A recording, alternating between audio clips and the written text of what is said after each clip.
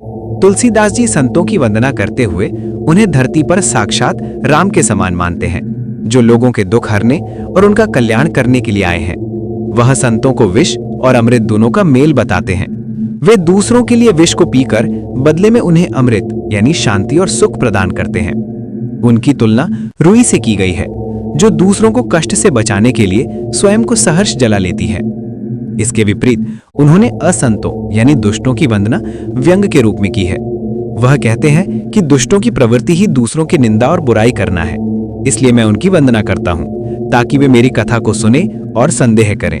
उनका मानना है कि दुष्ट लोग कथा में दोष ढूंढेंगे और ऐसा करने से उनका ध्यान कथा में लगा रहेगा, जिससे वे अनजाने में ही राम के गुणों को सुन लेंगे और संभवतः उनका कल्याण हो जाएगा।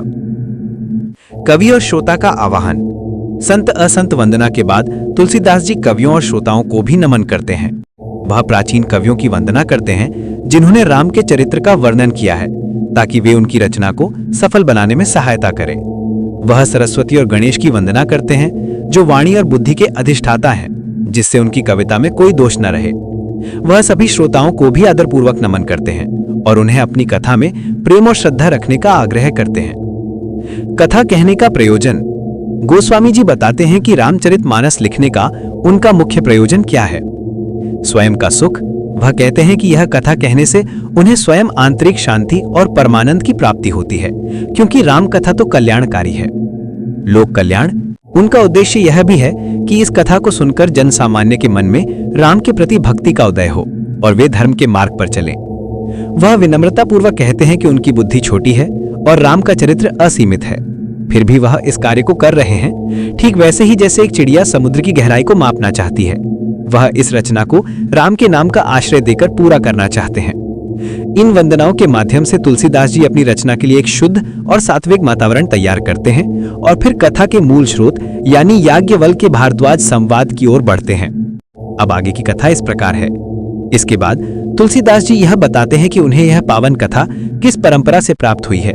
वह कथा के श्रोता वक्ता के 4 मुख्य संवादों का उल्लेख करते हैं, जो रामचरितमानस का आधार है।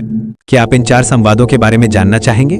रामचरितमानस के कथा स्रोत 4 प्रमुख संवाद। आपने सही निर्णय लिया। संतों और असंतों की वंदना के बाद गोस्वामी तुलसीदास जी अब हमें बताते हैं कि उन्हें ये पावन राम कथा किस परंपरा और किन 4 प्रमुख संवादों से प्राप्त हुई है। यही 4 संवाद रामचरितमानस की पूरी संरचना का आधार हैं। 1. याज्ञवल्क्य और भारद्वाज का संवाद। मूल स्रोत। ये संवाद रामचरितमानस का पहला और सबसे महत्वपूर्ण संवाद है, जो कथा के मूल ढांचे को प्रस्तुत करता है। वक्ता महर्षि याज्ञवल्क्य, श्रोता महर्षि भारद्वाज, स्थान प्रयागराज तीर्थराज। संदर्भ। जब याज्ञवल्क्य जी प्रयाग में भारद्वाज जी के आश्रम में पधारते हैं, तो भारद्वाज जी अत्यंत प्रेम और विनम्रता है उनसे राम के चरित्र और उनके मानव रूप में जन्म लेने का रहस्य पूछते हैं। महत्व। ये संवाद ही रामचरितमानस के बालकांड से लेकर उत्तरकांड तक की अधिकांश कथा का ढांचा तैयार करता है। 2. शिव और पार्वती का संवाद। ज्ञान का स्रोत। ये संवाद कथा में गहराई, भक्ति और ज्ञान का समावेश करता है। वक्ता भगवान शिव यानी महादेव, श्रोता पार्वती यानी सती। संदर्भ। जब भगवान शिव माता पार्वती को राम के विशुद्ध प्रेम, त्याग और अलौकिक शक्ति का वर्णन करते हैं। महत्व। ये संवाद विशेष रूप से कथा के उत्तरकांड और अन्य स्थानों पर भक्ति योग और ज्ञान योग के तत्वों को स्पष्ट करने के लिए उपयोग किया जाता है। राम के परब्रह्म स्वरूप की पहचान इसी संवाद के माध्यम से होती है। 3. काक भुषुंडी और गरुड़ का संवाद। भक्ति का स्रोत। ये संवाद भक्ति की महिमा और कर्मों के फल को विस्तार से बताता है। वक्ता काक भुषुंडी यानी एक ज्ञानी काग, श्रोता गरुड़ यानी पक्षीराज। संदर्भ। जब गरुड़ राम की लीलाओं के कारण भ्रमित हो जाते हैं, तब वो काक भुषुंडी के पास जाते हैं। काक भुषुंडी उन्हें अपने पूर्व जन्मों की कथा, राम नाम की महिमा और भक्ति की शक्ति बताते हैं। महत्व। ये संवाद उत्तरकांड के महत्वपूर्ण भाग को कवर करता है, जिसमें भक्ति मार्ग का सार, कर्म विपाक यानी कर्मों का फल और माया का रहस्य समझाया गया है।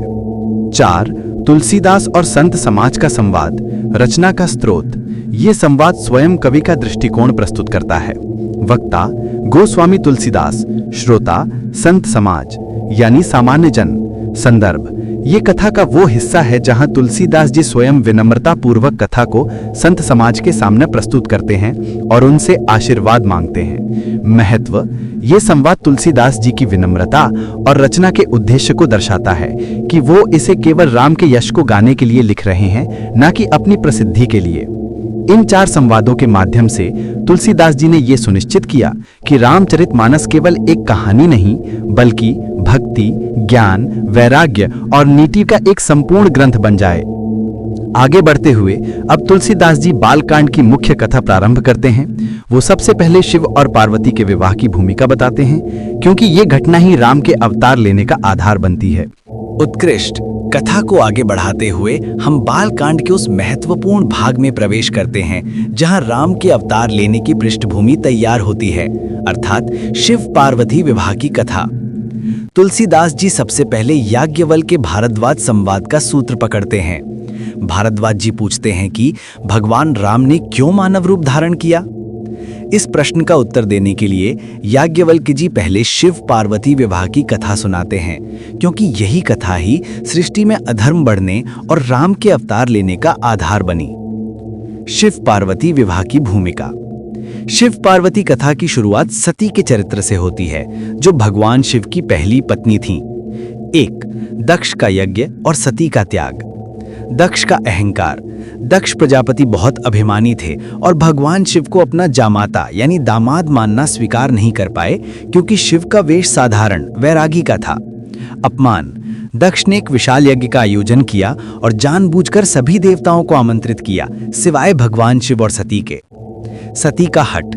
सती अपने पिता के घर हो रहे यज्ञ में बिना बुलाए जाने का हठ करती हैं। शिव उन्हें समझाते हैं कि बिना बुलाए जाने पर वहां केवल अपमान ही मिलेगा, लेकिन सती नहीं मानती। आत्मदाह। यज्ञस्थल पर पहुंचकर सती देखती हैं कि वहां शिव का घोर अपमान किया जा रहा है और उनका कोई भाग नहीं रखा गया है।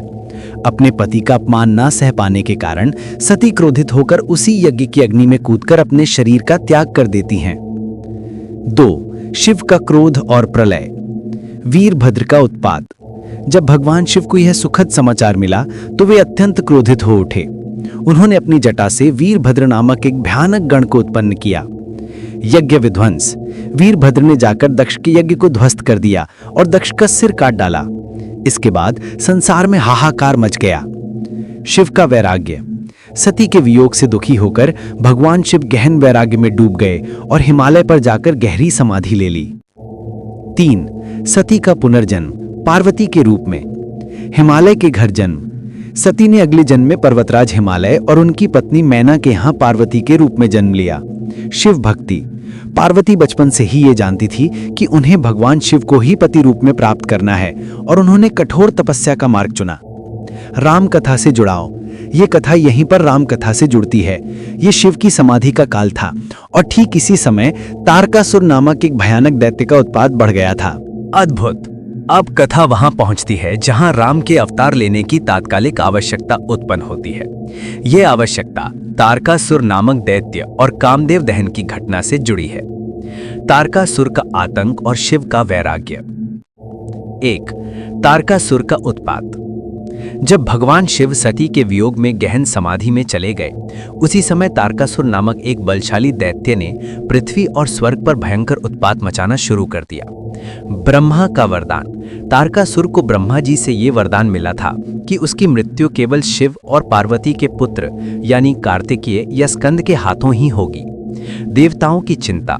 चूंकि शिव समाधि में लीन थे और पार्वती यानी सती का पुनर्जन्म अभी तक शिव की पत्नी नहीं बनी थी, इसलिए देवताओं के लिए तारकासुर को मारना असंभव था। देवताओं की योजना। तारकासुर से त्रस्त होकर सभी देवता ब्रह्मा जी के पास गए। ब्रह्मा जी ने उन्हें समझाया कि इस संकट का एक ही समाधान है, शिव की समाधि तोड़ना। किसी भी तरह से भगवान शिव की समाधि भंग की जाए। विवाह कराना। शिव और पार्वती का विवाह होता कि उनसे उत्पन्न पुत्र तारकासुर का वध कर सके। इस कार्य के लिए देवताओं ने कामदेव यानी प्रेम के देवता को चुना, जो शिव के मन में प्रेम उत्पन्न कर सके। कामदेव दहन और पार्वती की तपस्या। 1. कामदेव का आगमन। देवताओं के अनुरोध पर कामदेव यानी जिनके पास प्रेम का तीर है और उनकी पत्नी रति यानी प्रेम की भावना शिव की समाधि भंग करने के लिए वहां पहुंचे। वसंत ऋतु का वातावरण बनाया गया, फूल खिल उठे और कामदेव ने सबसे उपयुक्त क्षण देखकर अपना पुष्प बाण यानी प्रेम का तीर शिव के हृदय की ओर साधा। 2. शिव का क्रोध और कामदेव दहन। कामदेव का बाण जैसे ही शिव के हृदय में लगा, उनकी समाधि भंग हो गई। क्रोधित शिव ने देखा कि उनके वैराग्य को भंग करने का प्रयास किया जा रहा है और उन्होंने तुरंत अपने तीसरे नेत्र यानी त्रिनेत्र को खोल दिया। शिव के तीसरे नेत्र से निकली अग्नि की ज्वाला में कामदेव यानी प्रेम का साकार रूप जलकर भस्म हो गए। कामदेव के भस्म होते ही उनकी पत्नी रति ने विलाप किया। शिव ने रति को यह आश्वासन दिया कि कामदेव अब अशरीरी रूप में रहेंगे और जब राम का अवतार होगा तो वे श्री कृष्ण के पुत्र यानी प्रद्युम्न के रूप में जन्म लेंगे। 3. पार्वती की कठोर तपस्या। इस घटना के बाद शिव पुनः वैराग्य की ओर मुड़ गए। पार्वती ने तब यह संकल्प लिया कि वह केवल तपस्या के बल पर ही शिव को पति रूप में प्राप्त करेंगी। उन्होंने अत्यंत कठोर तपस्या की, कई वर्षों तक केवल जल, फिर सूखे पत्ते और अंत में बिना भोजन किए तप किया, जिसके कारण उनका नाम अपर्णा भी पड़ा। पार्वती की इस तपस्या से तीनों लोग कांप उठे। 4. शिव की परीक्षा और विवाह। पार्वती की तपस्या से प्रसन्न होकर शिव ने ब्रह्मचारी का रूप धारण किया और उनकी परीक्षा ली। ब्रह्मचारी ने शिव की खूब निंदा की और उन्हें अशुभ वेशभूषा वाला कहकर पार्वती को उनसे विवाह ना करने की सलाह दी। पार्वती ने दृढ़ता से कहा कि शिव चाहे जैसे भी हों, वह उन्हीं को पति मानती हैं। इस अटल प्रेम को देखकर शिव प्रसन्न हुए और अपने वास्तविक स्वरूप में प्रकट हुए। शिव ने पार्वती को विवाह का वचन दिया और इस प्रकार शिव पार्वती विवाह की तैयारी शुरू हो गई। बहुत सुंदर। कामदेव दहन और पार्वती की तपस्या की सफलता के बाद अब हम रामचरितमानस के बालकांड के सबसे मनोरम और उत्सवपूर्ण अध्यायों में से एक शिव पार्वती विवाह की ओर बढ़ते हैं। शिव पार्वती विवाह मंगल उत्सव। पार्वती की तपस्या सफल होने के बाद भगवान शिव ने सप्त ऋषियों को विवाह का प्रस्ताव लेकर हिमालय के पास भेजा। हिमालय ने यह प्रस्ताव सहर्ष स्वीकार कर लिया और विवाह की तैयारियां शुरू हुई। बारात की अद्भुत तैयारी। सभी देवताओं, गंधर्वों और यक्षों ने विवाह की तैयारी में भाग लिया, परंतु जब शिव की बारात सजने लगी तो उसका रूप अत्यंत विचित्र था, जो उनके वैराग्य और सर्वोच्च तत्व को दर्शाता है। विचित्र वेश। शिव ने बाघांबर अर्थात बाघ की खाल धारण की, सर्पों को आभूषणों की तरह लपेटा और अपने शरीर पर भस्म अर्थात राख लगाई। अनोखी बारात। उनके साथ प्रेत, पिशाच, भूत और विकृत गणों की एक विशाल सेना थी जो हर तरह से अमंगल दिख रही थी। नंदी की सवारी। शिव स्वयं नंदी बैल पर सवार थे और उनके सिर पर जटाओं में गंगा और चंद्रमा विराजमान थे। हिमालय में घबराहट। जब शिव की यह अद्भुत और भयानक बारात हिमालय के द्वार पर पहुंची तो वहां हड़कंप मच गया। हिमालय की ओर से आए लोगों ने जब बारात का विचित्र रूप देखा तो वे डरकर भाग गए और उन्होंने हिमालय की पत्नी मैना अर्थात पार्वती की माता को यह बात बताई। मैना का दुख। मैना ने जब शिव के वेश और उनके गणों की विकृतियां देखीं तो वे दुख और क्रोध से भर गईं। उन्हें लगा कि उनकी तपस्विनी पुत्री के लिए यह कैसा अशुभ वर आया है। पार्वती ने तब अपनी माता को शांत किया और उन्हें शिव के परम कल्याणकारी स्वरूप का स्मरण कराया। जब शिव ने देखा कि उनके रूप के कारण सभी भयभीत हैं, तो उन्होंने तुरंत अपना अत्यंत सुंदर, मोहक और दिव्य रूप प्रकट किया। विवाह मंडप में शिव का वह तेजस्वी रूप देखकर सभी देवता, ऋषि और हिमालय के परिजन मुग्ध हो गए। सप्त ऋषियों ने विवाह की रस्में पूरी कराईं और भगवान विष्णु और ब्रह्मा सहित सभी देवताओं की उपस्थिति में शिव और पार्वती का मंगलमय विवाह संपन्न हुआ। इस विवाह के सफल होने से तारकासुर के वध का मार्ग प्रशस्त हुआ और सृष्टि का संकट टला। अब शिव पार्वती विवाह की कथा पूरी होने के बाद याज्ञवल्क्य जी पुनः राम के अवतार के मूल कारणों पर वापस लौटते हैं। यानी जब जब पृथ्वी पर अधर्म बढ़ता है और संतों पर संकट आता है, तब तब भगवान विष्णु अवतार लेते हैं। बहुत अच्छा। आपके सुझाव के अनुसार अब हम कथा को राम अवतार के कारणों और पृष्ठभूमि की ओर आगे बढ़ाते हैं, जिसे तुलसीदास जी ने याज्ञवल्क्य भारभात संवाद के माध्यम से प्रस्तुत किया है। राम अवतार का कारण, पृथ्वी का संकट। याज्ञवल्क्य जी शिव पार्वती विवाह की कथा पूरी करने के बाद अब भारद्वाज जी को बताते हैं कि भगवान विष्णु ने अयोध्या के राजा राम के रूप में अवतार क्यों लिया। इसका मूल कारण केवल रावण नहीं था, बल्कि पृथ्वी पर अधर्म का बढ़ता भार था। 1. नारद का श्राप और जय विजय का जन्म। अवतार का एक प्राचीन बीज भगवान विष्णु के द्वारपालों जय और विजय की कथा में छिपा है। चतुसन का आगमन। एक बार ब्रह्मा जी के मानस पुत्र सनकादि चतुसन बालक रूप में ही वैकुंठ धाम पधारे। द्वारपालों का अहंकार। द्वारपालों जय और विजय ने सनकादि ऋषियों को अंदर जाने से रोक दिया, जिससे ऋषियों को अपमान महसूस हुआ। श्राप। ऋषियों ने क्रोधित होकर उन्हें श्राप दिया कि तुम दोनों देवलोक छोड़कर पृथ्वी पर असुरों के रूप में जन्म लोगे। विष्णु की मध्यस्थता। भगवान विष्णु ने प्रकट होकर द्वारपालों का पक्ष नहीं लिया, बल्कि श्राप को स्वीकार करते हुए ऋषियों का सम्मान किया। उन्होंने जय विजय को वरदान दिया कि वे 3 जन्मों तक मेरे शत्रु बनेंगे और मैं ही उन्हें मारकर मुक्ति दूंगा। विष्णु द्वारा वध। ये द्वारपाल पहले जन्म में हिरण्यकशिपु और हिरण्याक्ष, दूसरे में रावण और कुंभकर्ण और तीसरे में शिशुपाल और दंतवक्र रूप में जन्मे। इस प्रकार रावण और कुंभकर्ण का जन्म राम अवतार का एक पूर्व निर्धारित कारण था। 2. रावण का अत्याचार और देवताओं की गुहार। रावण का वरदान। लंकापति रावण ने अपने कठोर तप से ब्रह्मा जी को प्रसन्न किया और उनसे मनुष्य को छोड़कर किसी भी प्राणी या देवता के हाथों ना मारे जाने का वरदान प्राप्त कर लिया। अहंकार। इस वरदान के बल पर रावण अत्यंत अभिमानी हो गया और उसने तीनों लोकों में हाहाकार मचा दिया। वह संतों को सताता था, देवताओं को अपमानित करता था और पृथ्वी पर अधर्म फैलाता था। पृथ्वी की पुकार। रावण के अत्याचारों से पृथ्वी गोमाता के रूप में दुखी होकर ब्रह्मा और अन्य देवताओं के पास गई।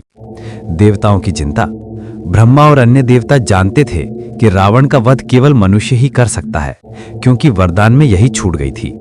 सभी मिलकर क्षीर सागर, दूध के सागर पर भगवान विष्णु के पास पहुंचे। 3. आकाशवाणी और राम अवतार का संकल्प। गुहार। सभी देवताओं ने मिलकर स्तुति की और विष्णु से मनुष्य रूप में जन्म लेकर पृथ्वी का भार हरने की विनती की। आकाशवाणी। भगवान विष्णु ने तुरंत आकाशवाणी के माध्यम से सभी को आश्वस्त किया कि वह शीघ्र ही सूर्यवंश में मनुष्य के रूप में अवतार लेंगे। सहायता का आदेश। विष्णु ने सभी देवताओं को आदेश दिया कि वे भी वानर रूप में पृथ्वी पर जन्म लें और उनके अवतार कार्य में सहायता करें। इस तरह अवतार की दैवी पृष्ठभूमि पूरी हुई। लेकिन राम के एक विशिष्ट परिवार इक्ष्वाकु वंश और दशरथ कौशल्या के यहाँ जन्म लेने का कारण मनु और शत्रुपा के पूर्व जन्म की कथा में निहित है। राम के माता पिता। मनु और शत्रुपा की तपस्या। गोस्वामी तुलसीदास जी अब मनु और शत्रुपा की कथा सुनाते हैं, जो त्रेता युग में दशरथ और कौशल्या बने। 1. मनु शत्रुपा का वैराग्य और तपस्या। मनु ये सृष्टि के पहले राजा थे, जिन्होंने लंबे समय तक धर्मपूर्वक राज्य किया। वैराग्य। वृद्धावस्था आने पर उन्होंने अपनी पत्नी शत्रुपा के साथ राजपाट त्याग दिया और गहन वन में तपस्या करने के लिए चले गए। तपस्या का उद्देश्य। उनका उद्देश्य केवल ईश्वर के दर्शन प्राप्त करना और उनसे ऐसा वरदान मांगना था जिससे उन्हें परम शाश्वत सुख प्राप्त हो। वे चाहते थे कि ईश्वर स्वयं उनके पुत्र बने। कठोर तपस्या। उन्होंने हजारों वर्षों तक केवल जल, फिर हवा और अंत में बिना कुछ खाए पिए कठोर तपस्या की। 2. विष्णु का दर्शन और वरदान। वरदान की इच्छा। उनकी अटूट भक्ति से प्रसन्न होकर भगवान विष्णु स्वयं चतुर्भुज रूप में प्रकट हुए। मनु और शत्रुपा ने कहा कि हे प्रभु, हमने तीनों लोकों का सुख भोग लिया है, अब हमें बस यही चाहिए कि हमें आप जैसा ही पुत्र प्राप्त हो और हमारे हृदय में आपकी भक्ति बनी रहे। विष्णु ने आश्वासन दिया। भगवान विष्णु मुस्कुराए और कहा, हे मनु, तुम्हारे समान कोई नहीं है और मैं स्वयं ही तुम्हारे पुत्र के रूप में जन्म लूंगा। वरदान देकर भगवान विष्णु अंतर्धान हो गए और मनु और शत्रुपा ने अपनी देह त्याग दी। अवतार की तैयारी। अयोध्या में आगमन। अब कथा त्रेता युग में स्थापित होती है। 1. राजा दशरथ और उनकी रानियां। मनु और शत्रुपा ने अयोध्या में राजा दशरथ और महारानी कौशल्या के रूप में जन्म लिया। राजा दशरथ धर्मपरायण, शूरवीर और प्रजापालक थे, किंतु उन्हें एक बड़ा दुख था। उन्हें पुत्र रत्न की प्राप्ति नहीं हुई थी। 3 रानियां। उनकी 3 रानियां थीं कौशल्या सबसे बड़ी, सुमित्रा और कैकेयी। पुत्र का वियोग। पुत्र न होने के कारण दशरथ बहुत दुखी थे, क्योंकि बिना पुत्र के उनकी मृत्यु के बाद वंश चलाने वाला कोई नहीं होगा और उन्हें परम गति नहीं मिलेगी। 2. ऋषि वशिष्ठ की सलाह और पुत्रेष्ठी यज्ञ। गुरु का मार्गदर्शन। राजा दशरथ ने अपने कुलगुरु वशिष्ठ से अपनी व्यथा कही। यज्ञ का प्रस्ताव। वशिष्ठ जी ने उन्हें पुत्र कामेष्ठी यज्ञ कराने की सलाह दी। इस यज्ञ के लिए उन्होंने ऋषि श्रृंगी को आमंत्रित किया। यज्ञ सफलतापूर्वक संपन्न हुआ। यज्ञ कुंड से अग्निदेव प्रकट हुए और उन्होंने राजा दशरथ को चरु यानी खीर रूपी प्रसाद प्रदान किया। 3. रानियों में चरु का वितरण। राजा दशरथ ने उस चरु को अपने तीनों रानियों में इस प्रकार बांटा। कौशल्या को आधा भाग, सबसे बड़ा पुत्र प्राप्त हो। कैकेयी को आधा भाग, शेष आधा। सुमित्रा को बचा हुआ शेष भाग। सुमित्रा को 2 पुत्र प्राप्त होंगे। जैसे ही रानियों ने वो चरु ग्रहण किया, उनके गर्भ में परमात्मा का निवास हो गया। इस प्रकार जय विजय के श्राप, रावण के अत्याचार और मनु और शत्रुपा की तपस्या की त्रिवेणी से राम के अवतार की संपूर्ण पृष्ठभूमि तैयार हो गई। अब वह शुभ घड़ी आ गई है जब भगवान राम का अवतार होने वाला है। अति उत्तम। अवतार की पृष्ठभूमि पूरी होने के बाद हम कथा के उस सर्वोच्च शिखर पर पहुंचते हैं जहां पर ब्रह्म परमेश्वर स्वयं अयोध्या में राजा दशरथ के पुत्र के रूप में अवतरित होते हैं। ये प्रसंग रामचरितमानस के बालकांड का सबसे आनंदमय और शुभकारी भाग है। राम का प्राकट्य चैत्र शुक्ल नवमी। तीनों रानियों कौशल्या, सुमित्रा और कैकेयी ने जब से चरु ग्रहण किया, तब से अयोध्या में हर ओर शुभ संकेत दिखाई देने लगे। 1. शुभ घड़ी और दिव्य जन्म। अत्यंत शुभ मुहूर्त। चैत्र मास की शुक्ल पक्ष की 9वीं तिथि थी। समय और तिथि दोपहर का समय था, जब ना अधिक गर्मी थी ना अधिक ठंडी। सभी ग्रह, नक्षत्र और योग परम अनुकूल थे। दिव्यता। वातावरण में शांति छा गई थी। देवता आकाश से फूलों की वर्षा कर रहे थे। चारों दिशाओं में शुभ मंगल छा गया। महारानी कौशल्या के गर्भ से ठीक उसी समय भगवान विष्णु स्वयं राम के रूप में प्रकट हुए। राम का चतुर्भुज स्वरूप। तुलसीदास जी इस क्षण का वर्णन करते हुए बताते हैं कि जन्म के समय राम ने माता कौशल्या को अपना चतुर्भुज अर्थात 4 भुजाओं वाला स्वरूप दिखाया। उनके हाथों में शंख, चक्र, गदा और पद्म यानी कमल सुशोभित थे। उनका श्यामला यानी मेघ सा सांवला शरीर करोड़ों कामदेवों को लज्जित करने वाला था। उनके कानों में कुंडल थे और वे पीतांबर अर्थात पीले वस्त्र धारण किए हुए थे। यह स्वरूप ठीक वैसा ही था जैसा मनु और शत्रुपा ने तपस्या के समय देखा था। माता कौशल्या की विनती। यह अलौकिक दृश्य देखकर माता कौशल्या के मन में भक्ति और वात्सल्य दोनों भावों का उदय हुआ। भक्ति। उन्होंने हाथ जोड़कर भगवान की स्तुति की और उन्हें परमात्मा माना, जिन्होंने उनकी भक्ति के कारण जन्म लिया है। विनती। कौशल्या ने प्रभु से विनती की कि हे प्रभु, इस दिव्य रूप को छिपा लीजिए और मेरे साथ साधारण शिशु जैसी लीला कीजिए। यदि कोई आपके इस रूप को देखेगा तो वह भ्रमित हो जाएगा। बाल रूप धारण। भगवान ने तुरंत बाल रूप धारण कर लिया और माता को अपना प्रेमपूर्ण वात्सल्य प्रदान किया। चारों भाइयों का जन्म। राम के जन्म के बाद अयोध्या में परमानंद छा गया। इसके बाद अन्य रानियों से भी शेष 3 पुत्रों का जन्म हुआ। कैकेयी के गर्भ से भरत का जन्म हुआ। सुमित्रा के गर्भ से लक्ष्मण और शत्रुघ्न का जन्म हुआ। इस प्रकार भगवान विष्णु के साथ उनके 3 अंश भी अवतरित हुए। पुत्र, माता, किसका अंश पुराणों के अनुसार? राम, माता कौशल्या, स्वयं परमात्मा या विष्णु।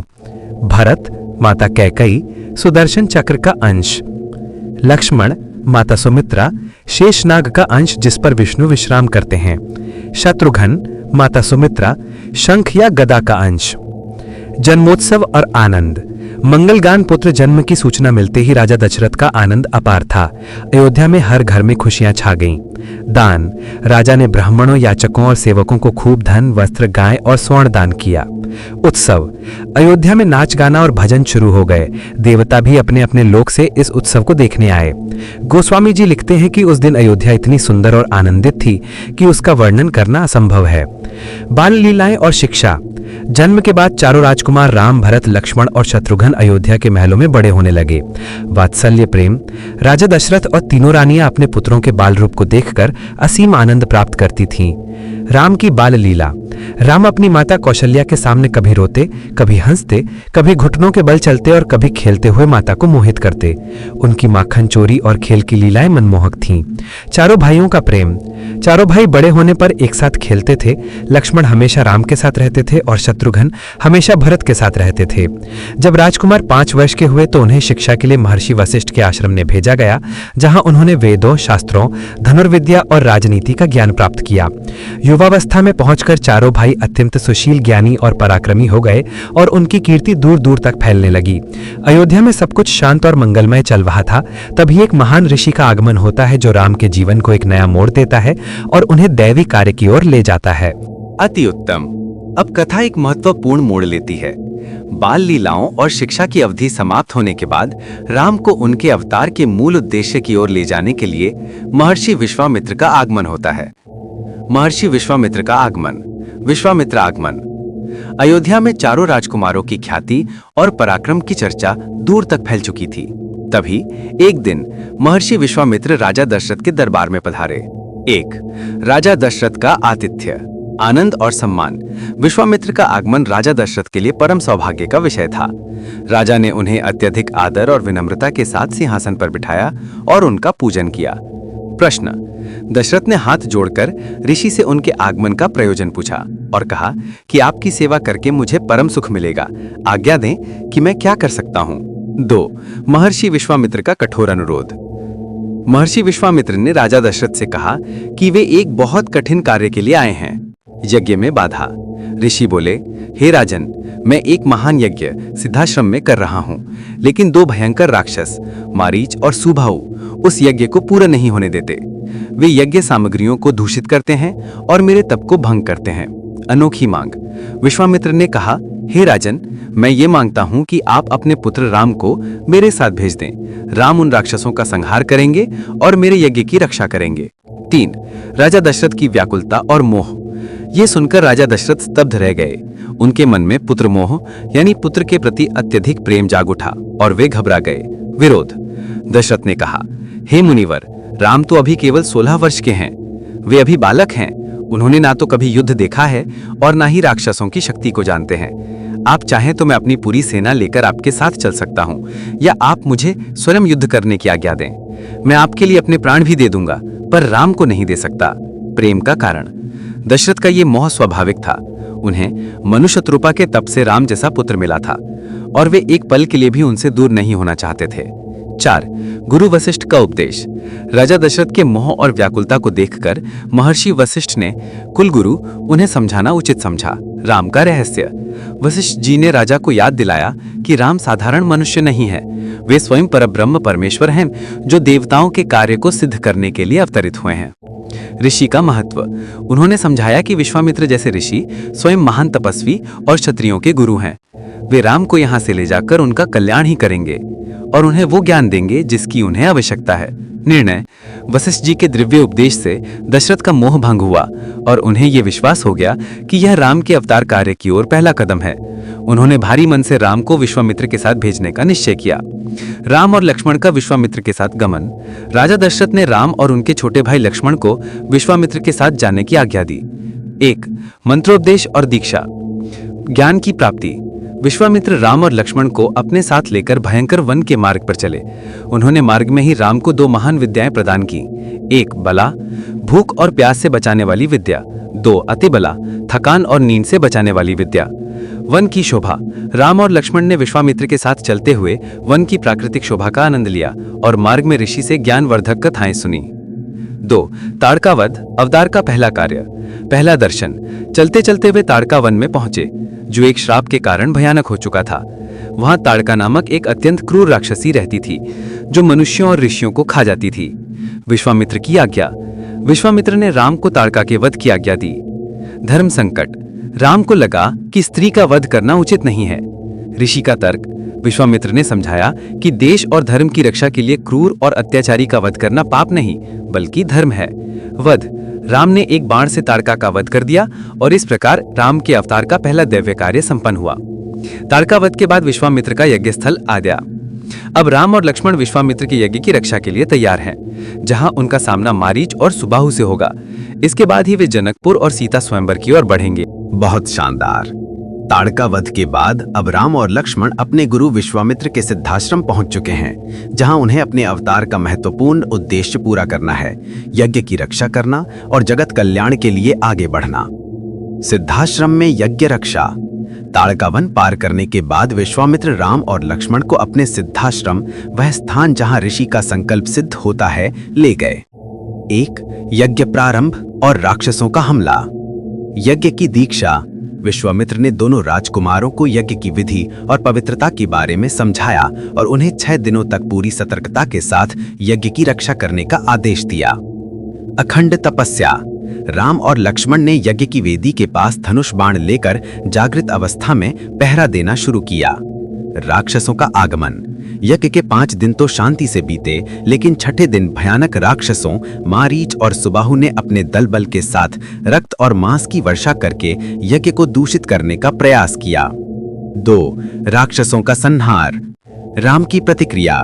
जैसे ही राक्षसों ने यज्ञ वेदी पर उपद्रव करना शुरू किया, राम ने तुरंत धनुष उठाया। सुबाहु वध। राम ने सुबाहु को एक ही बाण से मारकर यज्ञ कुंड की रक्षा की। मारीच का दूर भागना। मारीच को राम ने एक ऐसा शक्तिशाली बाण मारा कि वह मूर्छित होकर 100 योजन दूर समुद्र के पार लंका में जाकर गिरा। राम ने उसे जान से नहीं मारा, क्योंकि मारीच को भविष्य में सीता हरण की लीला में महत्वपूर्ण भूमिका निभानी थी। 3. यज्ञ की सफलता। राक्षसों का नाश होते ही विश्वामित्र का यज्ञ सफलतापूर्वक संपन्न हो गया। ऋषि अत्यंत प्रसन्न होकर राम और लक्ष्मण को आशीर्वाद दिया। 4. जनकपुर की यात्रा का संकल्प। यज्ञ समाप्त होने के बाद विश्वामित्र ने राम और लक्ष्मण को बताया कि उन्हें अब एक नए उद्देश्य की ओर बढ़ना है। निमंत्रण। विश्वामित्र ने बताया कि मिथिला नरेश जनक ने एक विशाल धनुष यज्ञ का आयोजन किया है। वह चाहते थे कि राम और लक्ष्मण भी उनके साथ जनकपुर चलें। छिपा हुआ उद्देश्य। विश्वामित्र का मुख्य उद्देश्य केवल जनकपुर देखना नहीं, बल्कि राम को उनके वास्तविक अवतार कार्य सीता से मिलन की ओर ले जाना था। इस प्रकार तीनों ने सिद्धाश्रम छोड़ दिया और जनकपुर की ओर प्रस्थान किया। अहल्या उद्धार, ज्ञान और मुक्ति की कथा। जनकपुर के मार्ग पर चलते हुए विश्वामित्र, राम और लक्ष्मण एक विचित्र आश्रम के पास पहुंचे, जो मानव रहित था और जहां चारों ओर उदासी छाई हुई थी। 1. गौतम ऋषि का आश्रम। प्रश्न। राम ने विश्वामित्र से पूछा कि यह सुंदर किंतु शून्य आश्रम किसका है। विश्वामित्र की कथा। विश्वामित्र ने उन्हें बताया कि यह आश्रम महान ज्ञानी गौतम ऋषि का है और यह स्थान एक दुखद कहानी का साक्षी है। श्राप। ऋषि ने बताया कि यह आश्रम गौतम ऋषि की पत्नी अहल्या का था, जिन्हें ऋषि ने एक श्राप के कारण पत्थर की शिला बना दिया था। 2. अहल्या को मिला श्राप। इंद्र का छल। विश्वामित्र ने बताया कि एक बार देवराज इंद्र ने गौतम ऋषि का रूप धारण करके अहल्या के साथ छल किया। क्रोधित ऋषि। जब गौतम ऋषि को यह बात ज्ञात हुई तो उन्होंने अत्यंत क्रोधित होकर अहल्या को हजारों वर्षों तक पत्थर बनकर इस आश्रम में रहने का श्राप दे दिया। मुक्ति की शर्त। श्राप देते समय अहल्या ने दया की भीख मांगी तो गौतम ऋषि ने कहा कि जब भगवान विष्णु मनुष्य रूप में राम बनकर इस मार्ग से गुजरेंगे और उनके पवित्र चरणों की धूल तुम्हें स्पर्श करेगी, तभी तुम्हें मुक्ति मिलेगी। 3. राम के चरण स्पर्श से मुक्ति। गुरु की आज्ञा। विश्वामित्र ने राम को आज्ञा दी कि वे उस शिला के पास जाएं और उसे स्पर्श करें। पवित्र चरण धूल। राम ने विनम्रता पूर्वक उस शिला को अपने चरणों से स्पर्श किया। मुक्ति। राम के पवित्र चरणों की धूल का स्पर्श होते ही वह शिला, पत्थर की शिला, तुरंत एक दिव्य नारी अहल्या के रूप में परिवर्तित हो गई। स्तुति। अहल्या ने अपने शरीर का त्याग करने से पहले राम की स्तुति की और उनके चरणों में प्रणाम किया। आशीर्वाद। राम ने उन्हें आशीर्वाद दिया और अहल्या को उनके पति गौतम ऋषि के पास जाने की अनुमति दी। अहल्या को मुक्ति मिल गई और आश्रम की पवित्रता लौट आई। महत्व। अहल्या उद्धार की यह कथा राम के जीवन का पहला महत्वपूर्ण सामाजिक कार्य था, जो ये सिद्ध करता है कि वे केवल राक्षस संहारक नहीं, बल्कि पतितों का उद्धार करने वाले और धर्म को स्थापित करने वाले हैं। अब राम, लक्ष्मण और विश्वामित्र जनकपुर की सीमा में प्रवेश करने वाले हैं। बहुत अच्छा। अहल्या उद्धार के बाद राम और लक्ष्मण का नाम और यश और भी बढ़ गया। अब तीनों, विश्वामित्र, राम और लक्ष्मण, मिथिला की राजधानी जनकपुर की सीमा में प्रवेश करते हैं, जहां राम के अवतार का सबसे महत्वपूर्ण उद्देश्य पूरा होने वाला है। जनकपुर आगमन और पुष्प वाटिका मिलन। जनकपुर राजा जनक के धर्मपरायण शासन में उस समय एक महान उत्सव और ज्ञान का केंद्र बना हुआ था, क्योंकि वहां धनुष यज्ञ का आयोजन हो रहा था। 1. नगर में प्रवेश और दर्शन। नगर की शोभा। जनकपुर की सुंदरता और समृद्धि अनुपम थी। वहां की गलियां, बाजार और महल देखने लायक थे। राम और लक्ष्मण अपने साधारण, शांत और दिव्य रूप में विश्वामित्र के साथ नगर में प्रवेश करते हैं। जब नगर के लोगों ने श्याम और गौर रंग के इन अत्यंत सुंदर राजकुमारों को देखा तो वे मंत्रमुग्ध हो गए। हर कोई उन्हें अपलक देखता रह गया और पूछता रहा कि ये कौन है। आश्रम में निवास। विश्वामित्र ने नगर के बाहर एक सुंदर उद्यान में अपना निवास बनाया। 2. राम और सीता का प्रथम मिलन, पुष्प वाटिका। कथा का यह प्रसंग प्रेम और संयोग का अद्भुत उदाहरण है। 1. फूल लाने का आदेश। विश्वामित्र ने राम और लक्ष्मण को सुबह की पूजा के लिए फूल लाने की आज्ञा दी। वाटिका में प्रवेश। राम और लक्ष्मण नगर के बाहर स्थित जनक की पुष्प वाटिका में प्रवेश करते हैं। इसी समय सीता भी अपनी सखियों के साथ माता गौरी की पूजा के लिए उस वाटिका में आती हैं। पहला दर्शन। सीता और उनकी सखियां फूल चुन रही थी, तभी सीता की दृष्टि राम पर पड़ी। राम ने भी सीता को देखा। यह केवल एक दृष्टि विनिमय नहीं था, बल्कि पूर्व जन्मों के प्रेम और दैवीय मिलन का क्षण था। प्रेम का संचार। सीता के हृदय में संयोगवश राम के प्रति असीम प्रेम और समर्पण का भाव उमड़ पड़ा। उन्होंने गौनी माता से प्रार्थना की कि यह सुंदर युवक ही उन्हें पति रूप में प्राप्त हो। राम के मन में भी सीता के लिए प्रेम उत्पन्न हुआ, यद्यपि दोनों ही संयमित रहे। गुपचुप विदाई। सीता और राम दोनों एक दूसरे को देखकर शांत और विह्वल हो गए। सखियों ने सीता की मनोदशा को भांप लिया और वे जल्दी से माता गौरी की पूजा करके महल लौट आईं। यह पुष्प वाटिका का मिलन राम और सीता के प्रेम की आधारशिला बना, जिसने स्वयंवर की घटना को अनिवार्य कर दिया। स्वयंवर और धनुष भंग। पुष्प वाटिका के अगले दिन धनुष यज्ञ का आयोजन किया गया। 1. धनुष का रहस्य। जनकपुर में एक प्राचीन, विशाल और अत्यंत भारी धनुष रखा हुआ था, जिसे शिव धनुष या पिनाक कहा जाता था। यह धनुष स्वयं परशुराम द्वारा जनक के पूर्वजों को दिया गया था। जनक की प्रतिज्ञा। राजा जनक ने यह प्रतिज्ञा की थी कि जो भी शूरवीर इस धनुष को उठाकर इस पर प्रत्यंचा यानी डोरी चढ़ा देगा, उसी के साथ उनकी पुत्री सीता का विवाह होगा। जनक ने यह प्रतिज्ञा इसलिए की थी क्योंकि सीता साक्षात धरती माता की पुत्री थी और साधारण मानव से उनका विवाह संभव नहीं था। असफली प्रयास। धनुष यज्ञ में देश देशांतर के अनेक अहंकारी राजा और राजकुमार आए थे, लेकिन कोई भी उस धनुष को हिला भी नहीं सका था। प्रत्यंचा चढ़ाना तो दूर की बात थी। 2. राम को आज्ञा।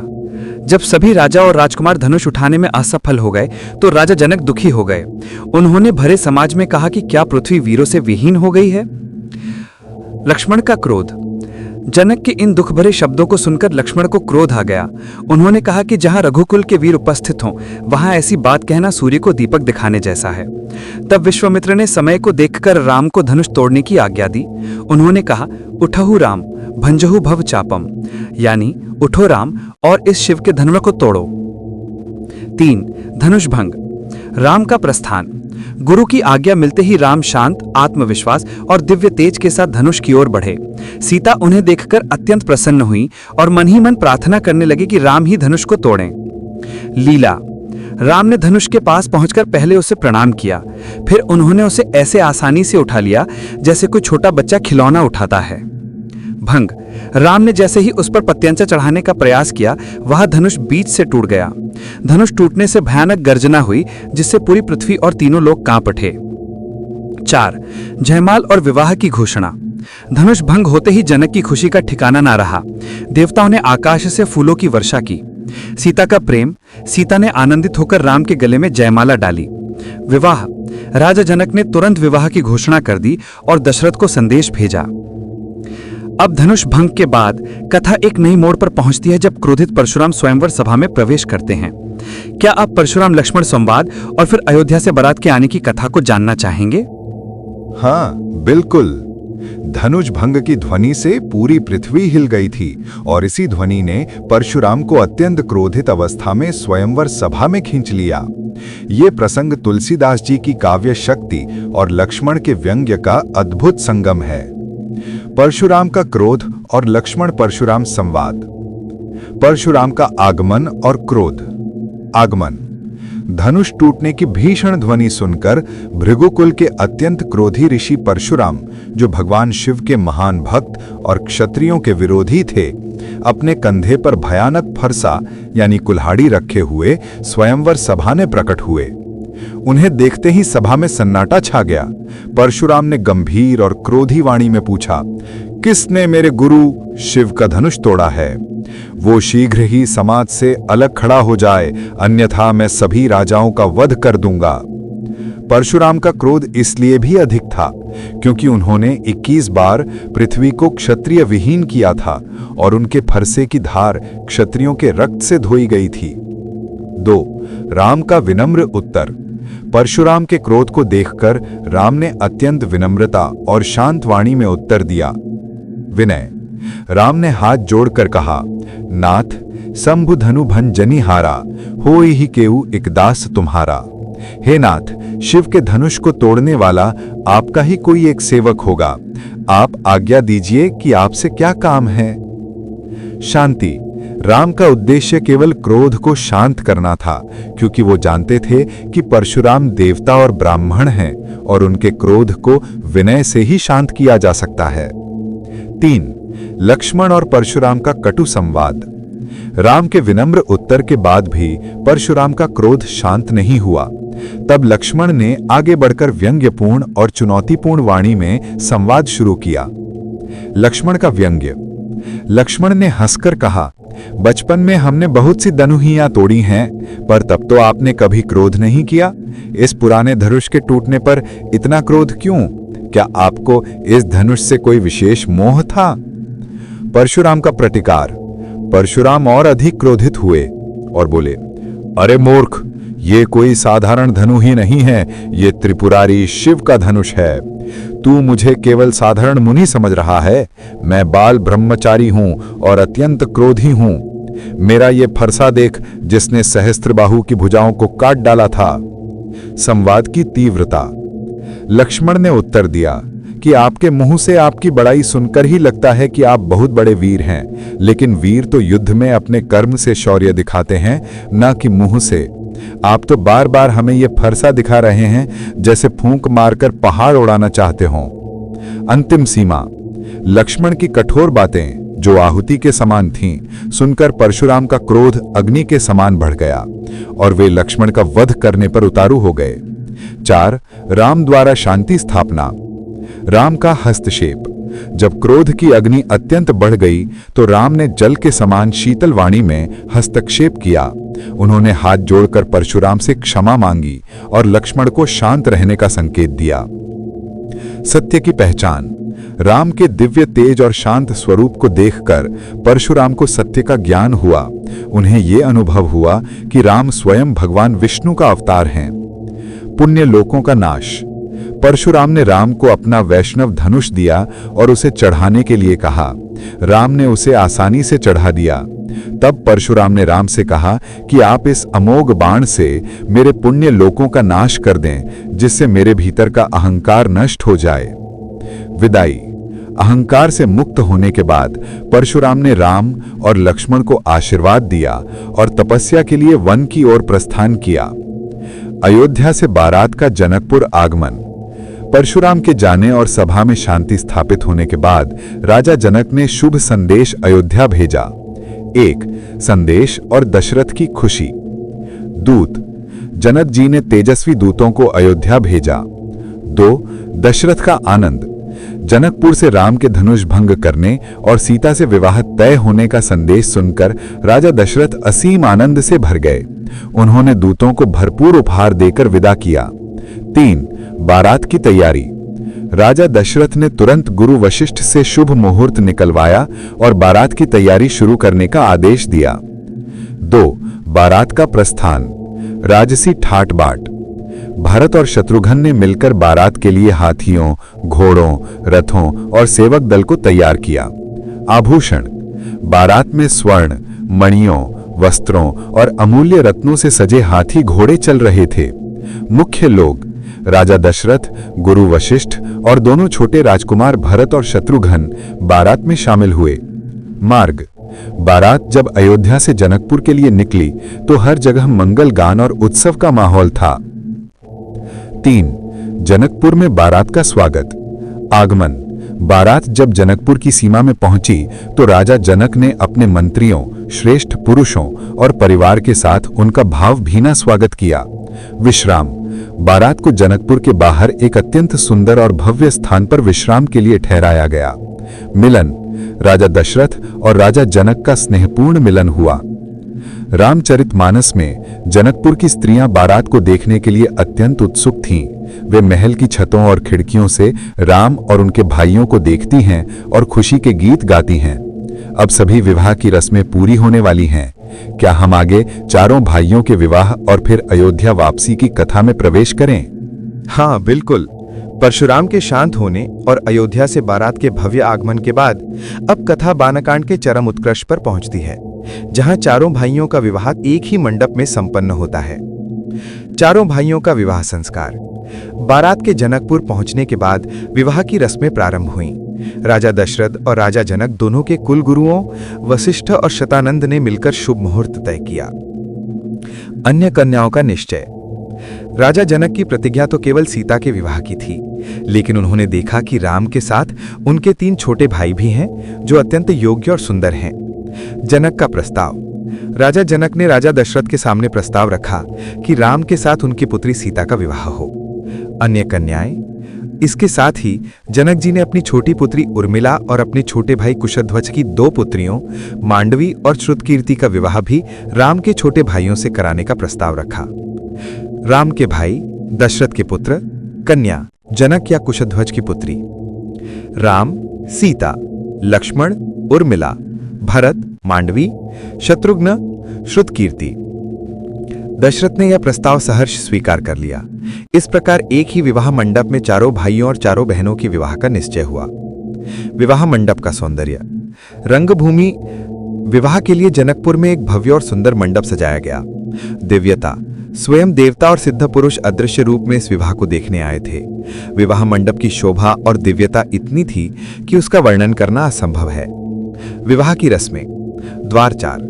विवाह के पूर्व होने वाली सभी रस्में जैसे द्वारचार यानी वर का द्वार पर आगमन और मिलनी यानी दोनों पक्षों के पुरुषों का मिलन अत्यंत उल्लास के साथ संपन्न हुई। कौतुक। जनकपुर की स्त्रियां, विशेषकर सीता की माता सुनैना और अन्य रानियां वर के सौंदर्य और उनकी शोभा को देखकर आनंदित थीं। पानी ग्रहण।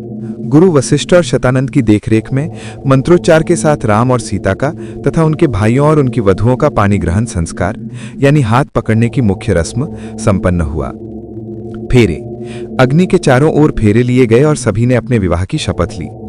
इस प्रकार रामचरितमानस में बालकांड के इस भाग को विवाह खंड के रूप में जाना जाता है, जहां मर्यादा पुरुषोत्तम राम का सीता से मिलन होता है। विवाह के दौरान हुए मंगल गान, हास परिहास यानी मजाक और कन्यादान के दृश्य तुलसीदास जी ने अत्यंत भावुकता के साथ चित्रित किए हैं। अयोध्या वापसी और बालकांड की समाप्ति। विवाह संस्कार पूरा होने के बाद राजा दशरथ और उनका बारात दल अयोध्या से विदाई की तैयारी करने लगा। विदाई। कन्या सम्मति। उपहार।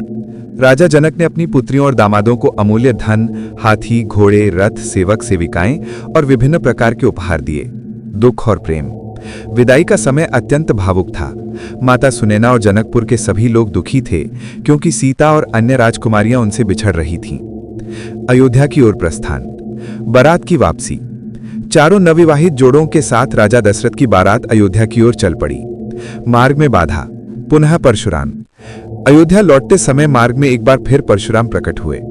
कारण, परशुराम अभी भी धनुष भंग की घटना से पूरी तरह शांत नहीं हुए थे या वे राम की शक्ति की अंतिम परीक्षा लेना चाहते थे। परीक्षण।